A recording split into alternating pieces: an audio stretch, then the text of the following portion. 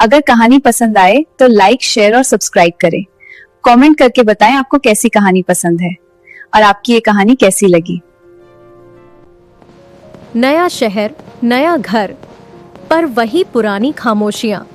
समीर अपना सामान लेकर एक नई जगह आ गया था। किस्मत ही खराब है, लिफ्ट भी मर गई। अब समीर अपना सामान संभालते हुए धीरे धीरे सीढ़ियां चढ़ने लगा। अभी कितनी मंजिलें बाकी हैं? तभी समीर के सामने सिया आ खड़ी हुई और फिर वह धीरे धीरे उसकी ओर बढ़ने लगी। समीर बस वहीं ठहर गया, जैसे वक्त एक पल के लिए थम सा गया हो। समीर और सिया को साथ देखकर पहली बार महसूस हुआ कि अपनों से दूर रहना इतना भी बुरा नहीं है। शुक्रिया सिया, चाय पियोगी? नहीं थैंक यू, मुझे चलना होगा। और सिया अंधेरे में कहीं खो गई। चलो, कोई तो मिला बात करने को। समीर फिर परिवार की तस्वीर पर एक नजर डालकर उसे उल्टा रख देता है, जैसे अपनों से दूर होकर अब अजनबी ही अपने लगने लगे हों। फिर अगली सुबह की शुरुआत समीर को सिया की यादों ने और उत्सुक कर दिया। वह सिया को ढूंढने ऊपर की मंजिल की ओर बढ़ा। 401 खाली, 402 खाली। अजीब बात है, कल रात उससे मुलाकात हुई थी। मकान मालिक मिस्टर बत्रा समीर को देख रहा था। यहां क्या ढूंढ रहे हो बेटे? वहां सिर्फ धूल है, नीचे जाओ। और वह समीर को हतोत्साहित करता है। तुम्हारी चाय में थोड़ा जादू है। उस दिन शाम समीर ने धीमे से सिया के चेहरे पर आई बालों की लट हटाई। बस थोड़ी सी अदरक और थोड़ी सी दोस्ती।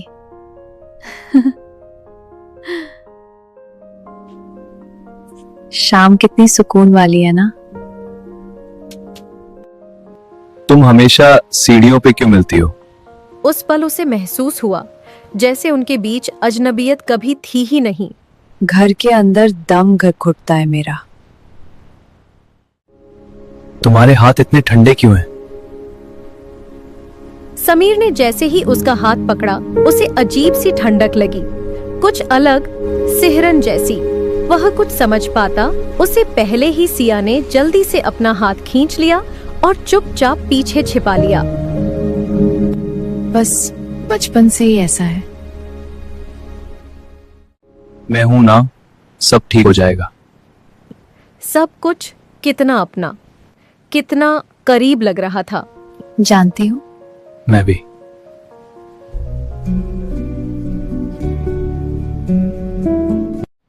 फिर समीर सोचने लगा कि तन्हाई में अगर कोई मिल जाए तो सच में पूरी दुनिया बदल जाती है। ये गाना सुनो, तुम्हारा फेवरेट है? हाँ बिल्कुल, बहुत अच्छा है। मुझे पता था।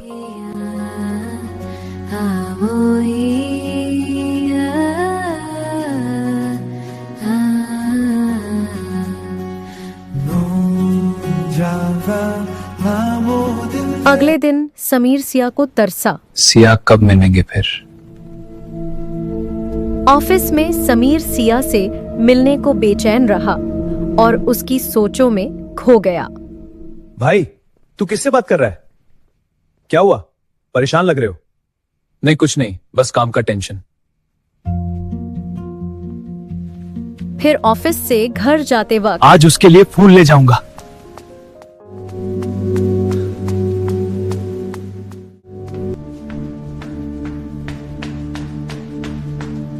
सिया, तुम यहां हो? तुम कहां हो? तुम कहां हो? तुम कहां हो?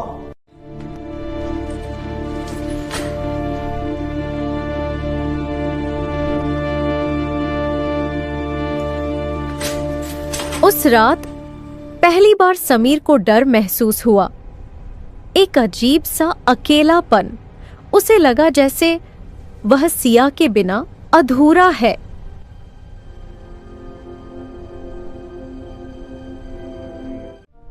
अंकल, चौथी मंजिल वाली सिया कहाँ है?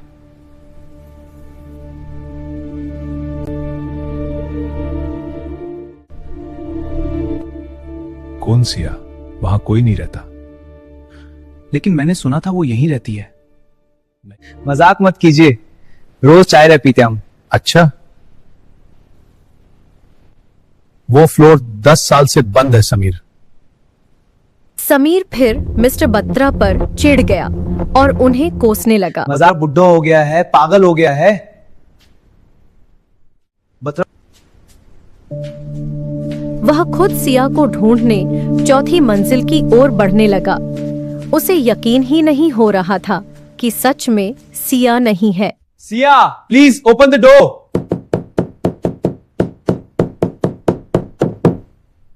सिया,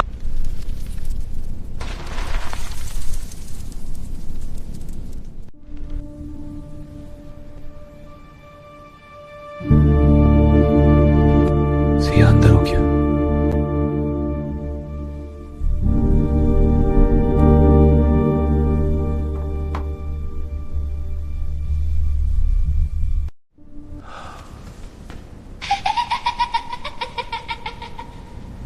फिर समीर के सामने सिया आ गई। ढूंढ लिया मुझे? उसे डर था कि कहीं वो ख्वाब न हो, पर वह सच में वहीं थी। वह सिया के पास गया, उसे महसूस करने के लिए। शाम ऑफिस से लौटे, सिया छत ले गई। चाय ठंडी हो रही है। ये खाली है सिया। हाँ, थोड़ी देर में भर लूंगी। ठीक है, लोग वही देखते हैं जो वो देखना चाहते हैं। सिया आसमान में खोई उसे अनदेखा करती रही, और जब समीर ने छत के पानी में उसकी परछाई देखने की कोशिश की तो उसे वहां सिर्फ खुद ही अकेला खड़ा दिखा। सिया, तुम्हारा रिफ्लेक्शन कहाँ है? मैं यही हूँ समीर, हमेशा।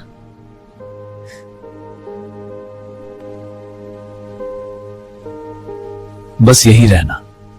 समीर ने आंखें बंद कर सिया के कंधे पर सिर रखने का एहसास किया, पर असल में वह अकेला दीवार से टिका बैठा था, सोचते हुए, सच कड़वा होता है पर झूठ जानलेवा।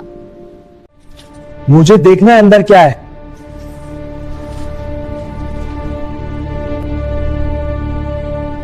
समीर के जोर देने पर मिस्टर बात्रा 402 नंबर कमरे का ताला खोल देते हैं।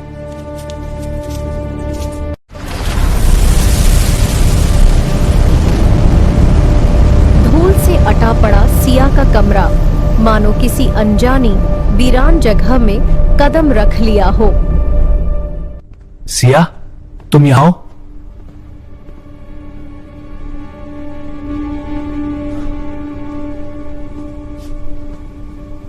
टॉर्च लिए समीर कमरे में दाखिल होता है और उसकी रोशनी जैसे ही उस बेहद पुराने कमरे में पड़ी मेज पर ठहरती है, वहां रखा सूखा हुआ गुलाब एक अनकही कहानी सा चमक उठता है। फिर हैरान होकर मिस्टर बत्रा वो बोले, 2016 में अकेली मर गई थी। फर्श पर समीर को एक फटी हुई तस्वीर मिलती है। वो सिया की है। वह उसे देखता रह जाता है, मानो अब भी यकीन नहीं कर पा रहा हो कि सिया सच में इस दुनिया में नहीं रही। हमने फोटो ली थी छत पर। समीर अपने फोन की गैलरी खोलता है। स्क्रीन पर वह खुद अकेला खड़ा दिखता है, जैसे खाली हवा से बात कर रहा हो। वो कहाँ है? कहाँ गई? समीर के मन में यही चलता रहा। मैं पागल नहीं हूं, वो थी। रोना बंद करो समीर। तुम भूत हो या मेरा वहम? मैं सुकून हूं जो तुमने मांगा था। दूर रहो मुझसे, तुम सच नहीं हो। डर से समीर पीछे हटता है और उसे अजीब चीजें दिखने लगती हैं। बचाओ, कोई बचाओ। अब सिया की आवाज कई आवाजों का मिला जुला रूप लगने लगती है और समीर घबराकर सीढ़ियों की ओर भागता है, छत तक पहुंचने की कोशिश में। फिर छत पर रखे चाय के कप देखकर उसके मन में सवाल उठता है, अगर वो नहीं है तो चाय किसने बनाई?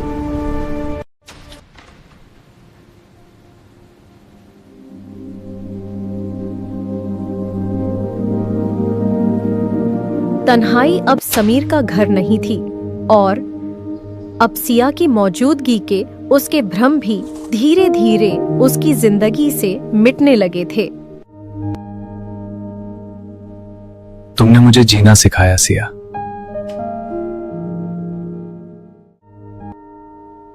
अब मुझे तुम्हारी जरूरत नहीं है।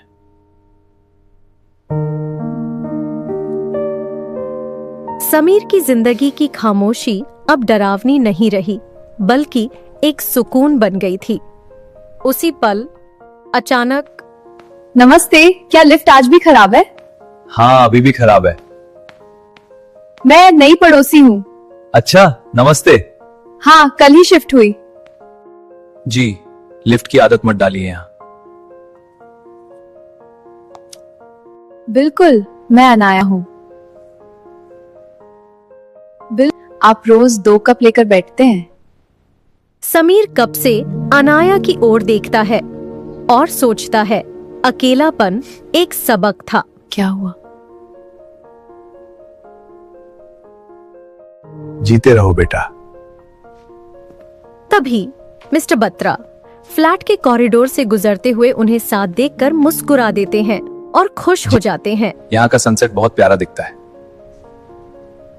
अब सिया की उसकी जिंदगी में बनी वह झूठी मौजूदगी भी धीरे धीरे मिट चुकी थी और वह उस सबक को समझकर आगे बढ़ने लगा था।